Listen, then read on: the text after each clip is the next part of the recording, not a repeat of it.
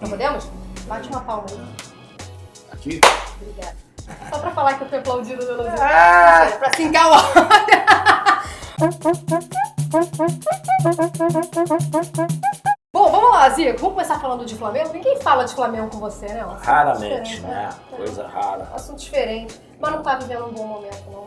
Não é questão de viver num bom momento, depende das circunstâncias, né? Quer dizer, o Flamengo hoje, o primeiro objetivo foi se reestruturar em termos de centro de treinamento, né? Melhores condições de trabalho para os profissionais, para a base.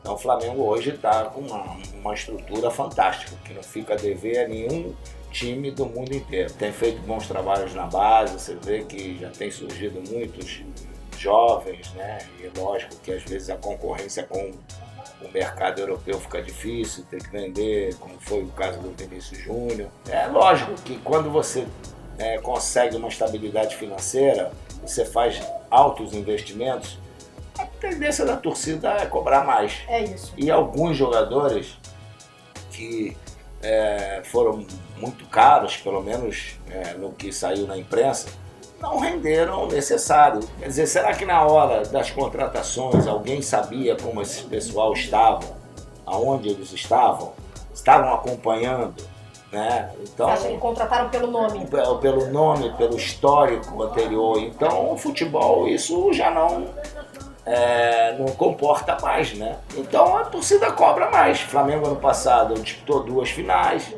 mas teve uma expectativa muito grande, foi gerada para a torcida, e mesmo chegando às finais, mais uma que chegou, que é a Sul-Americana, digamos que seria uma Série B, né?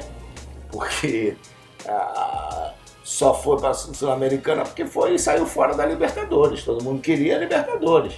Então eu acho que isso frustra um pouquinho, por mais que é um título e tal, mas o que todo mundo quer é Libertadores, né? Tá, então eu peguei pesado. O Flamengo não tá vivendo esse mau momento que eu falei. É porque a minha impressão é exatamente essa que você falou. Eu acho que foi um clube que investiu muito, que gastou muito e que não mostrou em resultado, não justificou em resultado. Isso, exatamente. Aí fica aquela coisa de que, porque investiu. Futebol não é assim, você gastou dinheiro, tem dinheiro, vai ganhar. Não é, dentro do campo é outra coisa, são 11 contra 11 e não tem essa disparidade que você tem no tênis, que o número 1 vai ganhar sempre do 240. Entendeu? No campo não é. No campo o futebol é o único esporte que tem zebra. O Flamengo pode chegar dentro do jogo e perder para um time da 4ª divisão. Porque no campo muita coisa acontece. Entendeu? Então eu acho que esse fato dos investimentos terem sido altos, a cobrança se torna maior. Então os 2 clubes que são mais cobrados são Flamengo e Palmeiras. E outro grande problema é que todo mundo dá como favorito Flamengo e Palmeiras, como se tivesse um grande plantel. Não tem. Tem um bom time, mas um grande plantel para conquistas não tem. O que está faltando? Você vê, por exemplo, o Flamengo não pode ficar na dependência. Você olha para o banco, quem está lá? O Lincoln, um garoto de 17 anos. Entendeu? Quando estava o Guerreiro, estava o Damião, era outra coisa. O Guerreiro, eu sabe que tem o Damião nas minhas costas, eu vou. O Hernani, no melhor momento que ele teve no Flamengo, o Marcelo Moreno estava no banco. Então, cara, eu tenho uma sombra aqui. Hoje não tem sombra. Essa ausência de sombra pode ser uma das justificativas para a apatia do time, porque a gente viu um jogo de Libertadores agora sem torcida. Então, o que eu acho que a imprensa esperava era a vibração do time, reconhecer a vibração, um cobrar o outro, um falar, um gritar, e não se viu. Não, isso não existe. Isso não existe. Infelizmente não existe essa cobrança. Não existe no Flamengo, hoje, mas já existiu? Já existiu muito, né? Não sei hoje, por causa de leitura labial, os caras ficam preocupados, mas hoje o cara erra lá, né? Não chega e dá uma dura, o cara não dá a bola pra você, você entra por aqui, o outro tá entrando sozinho, ele não grita pra você, toca, sabe? Parece que é um negócio que vai machucar alguém. Então, tudo não me toques. Eu não, isso faz falta. E na tua época era diferente? Na minha época era diferente. Você era brabo? Era brabo. Porque, sabe, a gente tem certas coisas, o erro a gente aceita. Agora, uma outra condição que poderia ser feita, eu não aceito, não. E o que a gente está vendo agora beira a displicência, assim, Caixa? Má vontade, digamos assim? Não. Má vontade não pode existir. Aí seria muito antiprofissionalismo, né? Com, os salários tudo em dia e altos salários, você ter apatia, você ter uma torcida do Flamengo. Eu nunca viajei no aeroporto com mais de 1.000 pessoas no embarque. Ainda ou bem, na que recepção. Não deu muito certo, não. O negócio de Aeroflot entendeu? Não deu muito certo, não. Hoje os caras vão lá, tem 10.000 pessoas no aeroporto, tem 50.000 no estádio pro treinamento. Cara, aí no dia seguinte, se eu vou jogar, eu vou comer a grama mesmo.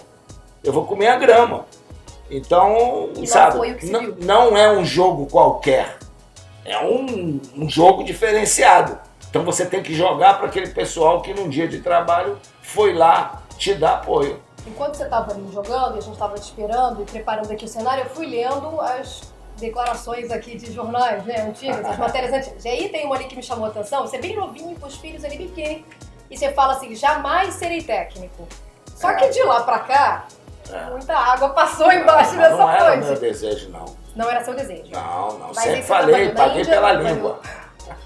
E continuaria pagando. Vamos voltar lá para 2009. Mas é o negócio. O que acontece? Eu vivi uma vida muito puxada como jogador, né? Não é só você chegar a um patamar que aí todo mundo, poxa, tem 1.000 coisas para você fazer, solicitação, às vezes é parte comercial, é publicidade, aí tem programas de televisão que você tem que ir, é muito. Aí é lógico que você e perdi muito final de semana, concentrado, seleção brasileira, viagem, essas coisas. Então eu achei, vai acabar a minha carreira, técnico é pior ainda, né? Porque quando você é jogador, você cuida só de você, técnico, você cuidar de... Arruma um monte de filho. Tudo, exatamente. Mas aconteceu um fato que eu nunca podia imaginar que acontecesse, que foi a questão do Kashima lá no Japão, né? Da forma como eles me abraçaram, como me amaram e me amam até hoje. Então, cara, uma fase ruim do time, que eu fui para lá, fiquei como diretor técnico, só fazendo, levando para lá jogadores brasileiros, comissão técnica brasileira, mas não para dirigir nada. E aí, no momento de dificuldade, a gente tinha um mês o técnico saiu, a gente tinha um mês para levar um outro técnico. Nesse mês tínhamos 5 jogos importantes. E nós não ia dar tempo de técnico chegar lá, problema de documentação, essa coisa toda. E aí eu cheguei para os caras e falei, não, deixa, a gente veio bem até aqui, na hora da ruim eu assumo isso daí. Aí assumi aquele período de técnico. Foram 5 jogos, eu ganhei 4, empatei 1. E faltavam depois mais 6. E nos 11 jogos que eu joguei, eu ganhei 9, empatei 1 e perdi 1. E aquilo ficou na cabeça, nós saímos de último lugar do rebaixamento para 5º lugar no geral. E aquilo ficou na cabeça do presidente da Liga, né, que aí assumiu a presidência da federação. E quem assumiu a presidência da Liga foi um ex-presidente do Kashima. E aí o cara botou na cabeça da federação que eu tinha que ser o técnico da seleção. Que ele não queria um técnico de futebol, ele queria um professor, ele queria um cara que, né, pudesse orientar melhor o jogador, a evolução do japonês, pelo trabalho que eu fiz no Kashima. E eu e o presidente da Liga, que era do meio do Kashima, falou, isso que você assume, para nós é importante. Eu não pude dizer não. E aí, a mosquinha azul, eu tava lá no Japão, Copa do Mundo, aí o Fenerbahçe foi me pegar, aí o Fenerbahçe aí eu rodei o mundo, fui técnico em tudo que é lugar, né? E vai parar na Gávea. Essas línguas fáceis que eu tinha, né? Tratado trouxe, foi Uzbequistão, Grécia, na Gávea Catar. você não vai ter esse problema. Você não vai ter, não. Mas era melhor ir para Portugal. Aí eu preferi ir para Portugal, que na Gávea. Flamengo nem pensar, nem pensar. Jura? Chega, acabou. O Andrade fez a história da 2009 também como treinador. Você não tem vontade? Não tem vontade. A minha ligação com o Modesto, todo respeito ao Andrade, mas a minha ligação com o Flamengo extrapolou um pouco. Eu não gostaria de ver a torcida me chamando de burro, nem a torcedor, tenho certeza, gostaria de um dia me chamar de burro. O Dinamite passou por isso, não como treinador, mas como eu passei, eu tentei ajudar lá como diretor lá no Flamengo, na época da Patrícia, e fui envolvido de forma vergonhosa em relação a gente colocando meus filhos no meio daquela bagunça toda. Como se fossem empresários. Como se fossem empresários. Eu não estou aqui para passar por isso, entendeu?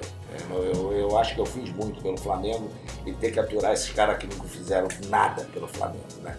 E ainda são expulsos do Flamengo, foram expulsos e sabe, envergonharam a história do clube e muita gente deu atenção, inclusive a própria imprensa deu muito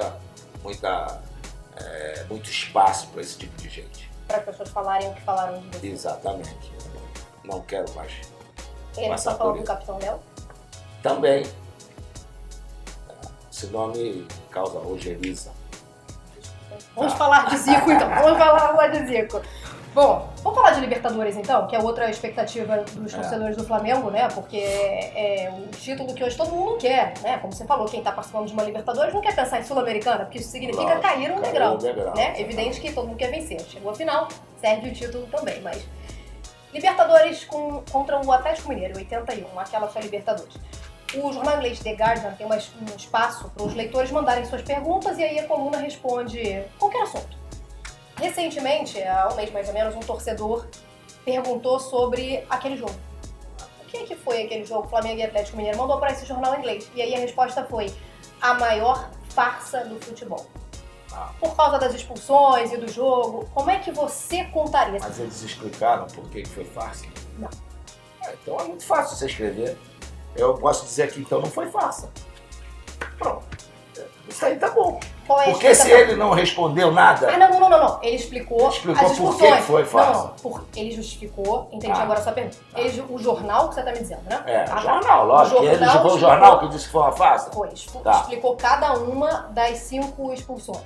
Tá? E dizendo porque cabia ou não cabia a expulsão naquele lance. Ele tava lá no jogo, ele não tinha nem aquela questão de leitura labial. Eu não sei. Exatamente. Aí já não tava, isso já não tava escrito. Não tava lá. Não tava escrito.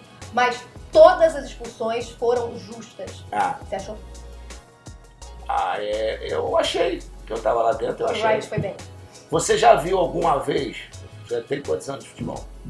Eu vou ter que falar quantos anos. De futebol. Aí só vou fazer conta. Porque você trabalha no futebol. Não, aí tem 7 anos. Você trabalha no futebol, 7 anos.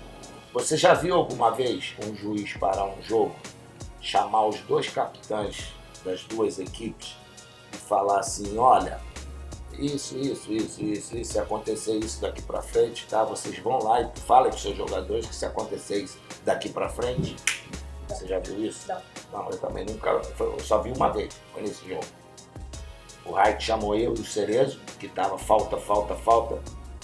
2 times que fizeram 2 jogos maravilhosos. Um no Rio, um em Belo Horizonte, todos os 2 foram 2-2, não teve nenhum problema, tá? Quando nós chegamos para jogar no Paraguai, a gente viu o homem da mala lá no restaurante, tá? Não sei de quem era o homem da mala, poderia ser talvez do Cerro Porteño, que não estava disputando nada, né? Pelo nosso jogo contra o Olímpio, o Cerro Porteño devia estar lá tentando alguma coisa, poderia ser de outros, né? Então foi criado um ambiente muito ruim. Você sabe que não deixaram o terceiro goleiro do Atlético naquele jogo, tinha sido goleiro do Flamengo. Proibiram ele de falar com os jogadores do Flamengo e os jogadores do Atlético Mineiro, que eram da seleção com a gente, não falaram com a gente. Tá?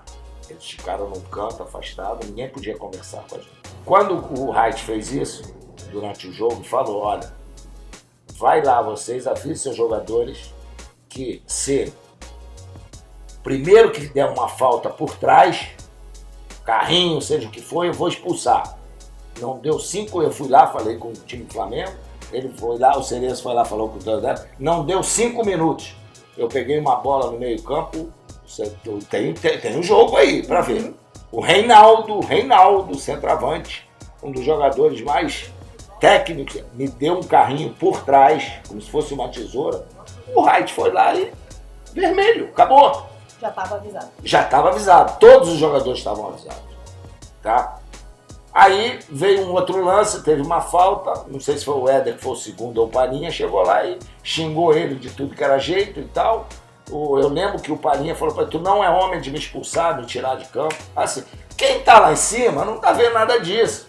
Televisão não tinha leitura labial, não tinha nada. Então, os 3 que foram expulsos, foram os 3 primeiros justamente porque a gente que está lá dentro do campo viu e não entendemos por que a reação dos jogadores daquela forma. Agora, os outros 2 já foi assim, pô, não vamos ficar com -3 com menos de meia hora de jogo.